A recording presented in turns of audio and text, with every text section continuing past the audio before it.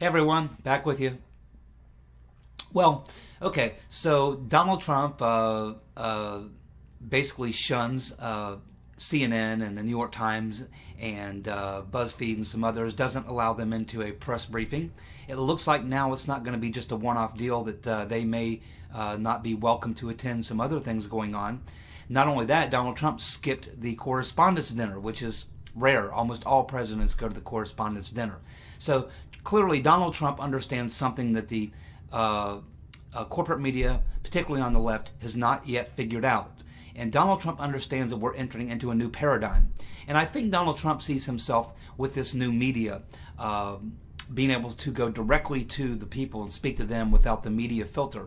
I think he sees this a lot, the way that Franklin Roosevelt saw radio at the time, and he started doing the fireside chats, a way that he could talk directly to the people. And so I think this Donald Trump kind of sees this new media is sort of the same way Roosevelt did with fireside chats, where you can go directly to the voters. And I don't think that the corporate media, particularly on the left, understands how irrelevant that they're becoming, and it's only going to continue. It's only going to continue, and Donald Trump is going to continue to do exactly what he's been doing. He's going to call them out. He's going to call them fake news. He's going to tell them how bad they are, and he's going to continue this because he knows it resonates. He knows it will continue to have great effect, and that they will have a lot less.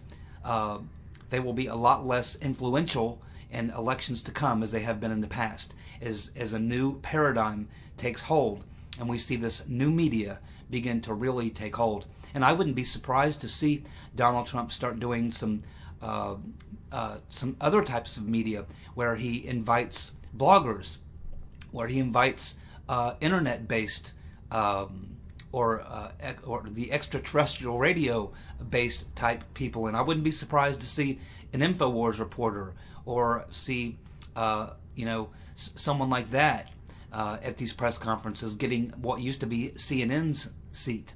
So I think Donald Trump is really understands this very, very well. Clearly, the corporate media on the left does not understand it.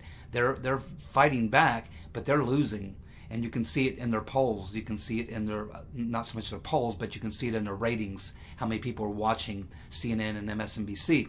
And you have to remember that CNN and MSNBC turned on the progressives who favored Bernie Sanders or Jill Stein, or Tulsi Gabbard or Nina Turner or someone like that.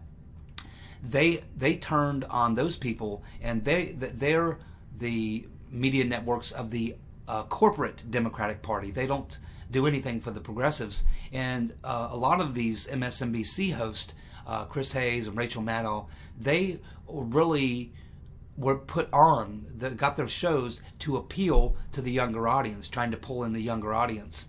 But the younger audience was mostly progressive, and they were very unhappy with Rachel Maddow and Chris Hayes in the way that they favored Clinton over Sanders. So not only are they despised, not only is CNN, MSNBC, and the left-wing outlets, New York Times and others, despised by Trump and many Republicans, they are now despised by the progressive wing of the Democratic Party. So they have chosen the path that I cannot understand. I mean, maybe they don't care if they lose money.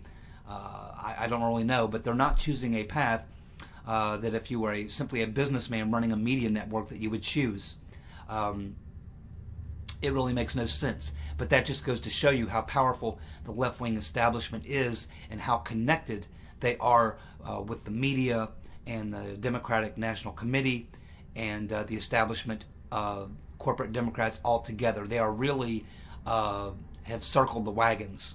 And maybe they think that the progressive movement will die down. Maybe they think that the progressives will look at Donald Trump in the midterms or in 4 years from now and say, well, yeah, we don't like CNN and MSNBC, and we don't like the corporate Democrats, but we hate Donald Trump more, so we're going to fall in line. Now, that didn't seem to work in this most recent election. Donald Trump won those